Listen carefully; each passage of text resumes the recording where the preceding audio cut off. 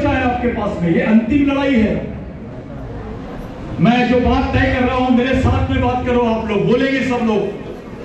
यह आदिवासियों की आखिरी पीढ़ी, ये आदिवासियों की आखिरी पीढ़ी द्वारा लड़ी जाने वाली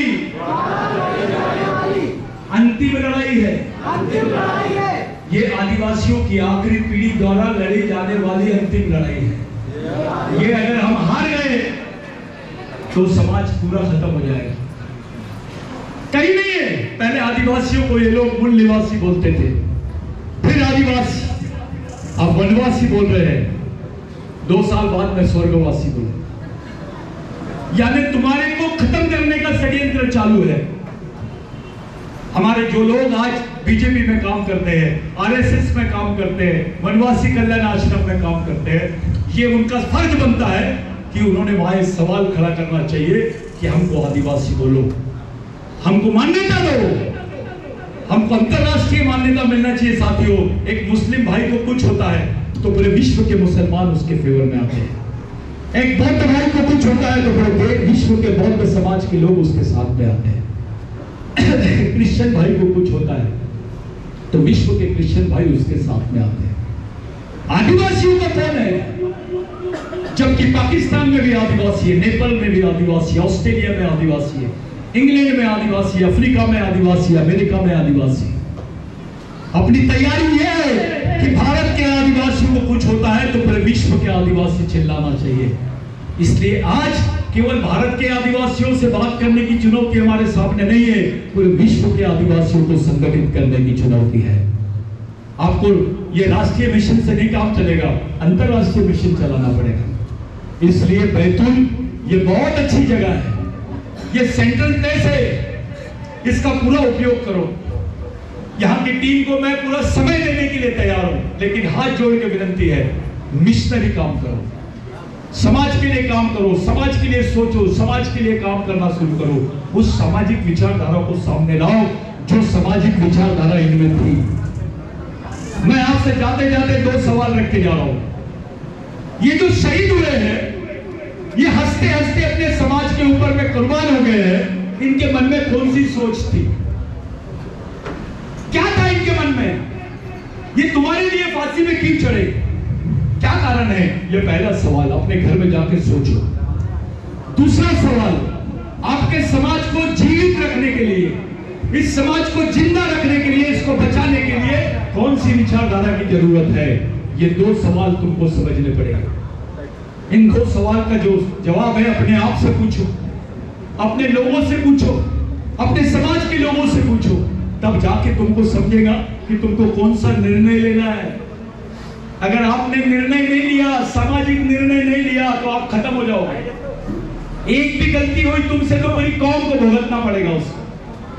ये जबरन नेतागिरी छोड़ो, जमीन पे आओ, आम आदमी से मिलो, समाज के बीच में जाओ, समाज के लोगों से बात करो, उसको पूछो, उसको नजदीक लो। ये आपको करना ही पड़ेगा। 1,45,000 परिवार बैतूल के हैं। 1,45,000 परिवारों तक जाने का प्लान होना चाहिए मरकाम साहब। उस परिवार से 1-1 रुपए रोज आना चाहिए इस मिशन के लिए, और इसी भवन से वो मिशन चलना चाहिए। पूरे मध्य प्रदेश का मिशन यहां से चलना चाहिए। बैतूल तय करेगा मध्य प्रदेश के आदिवासियों का भविष्य। ईमानदारी से एक लड़के को तैयार करो, लड़कियों को, महिलाओं को तैयार करो। जिनके पास काम नहीं है, जिसके पास कुछ नहीं है, ऐसी महिलाएं हैं, उनको स्वयं रोजगार के माध्यम से कम 500 रुपए रोज बना कमाने लायक बना दो। क्योंकि आदमी को तैयार करने से वो दारू की दुकान में जाएगा, महिला को तैयार करेंगे तो राशन की दुकान में जाएगी, तो उससे तैयार करना जरूरी है। उस बारे में भी यहाँ सोचना चाहिए। यहाँ स्वयं रोजगार की क्लासेस होना चाहिए, या बाकी चीजें भी होनी चाहिए। इस भवन को सिर्फ खड़ा करके कुछ नहीं होने वाला है। यहाँ शादियां होना, वो तो होना चाहिए, लेकिन ये सब चीजें, सामाजिक बैठकें, सामाजिक नियोजन, उनको शिक्षण, प्रशिक्षण, इसका जो ऊपर का माला है, इसके लिए जितना सहयोग बन सकेगा हम लोग करेंगे। और मैं आपके साथ में वादा करता हूं कि किसी भी लेवल पे कोई भी काम करने के लिए हम लोग रात दिन तुम्हारे साथ में रहेंगे। मैं पूरे मिशन की तरफ से, बिरसा ब्रिगेड की तरफ से मिशन आदिवासी भारत की तरफ से आप तमाम लोगों का धन्यवाद देना चाहता हूं, जो समाज के लोग हैं, जो समाज के बुजुर्ग हैं, जो समाज के विद्यार्थी हैं, जो समाज की युवा है, जो महिलाएं हैं, वो सब लोग धन्यवाद के पात्र हैं। जो लोग यहाँ मौजूद हैं, एक एक आदमी समाज के प्रति कृतज्ञ है, एक एक आदमी ने समाज का सामाजिक फर्ज निभाया है। सब लोगों के लिए जोरदार तालियां बजाओ, क्योंकि ये सब लोग नेता हैं। ये जो कार्यकर्ता आपके सामने दिखाई दे रहे हैं, ये वास्तव में सच्चे नेता है समाज का। इन लोगों ने समाज को जिंदा रखा है। वो जो ऊपर बैठे हैं या मैं भाषण कर रहा हूं, मेरा उतना योगदान नहीं है जितना इन कार्यकर्ताओं का योगदान होता है। कार्यकर्ता बहुत बड़ी चीज होती है। समाज का कैडर और कार्यकर्ता रीढ़ की हड्डी होती है।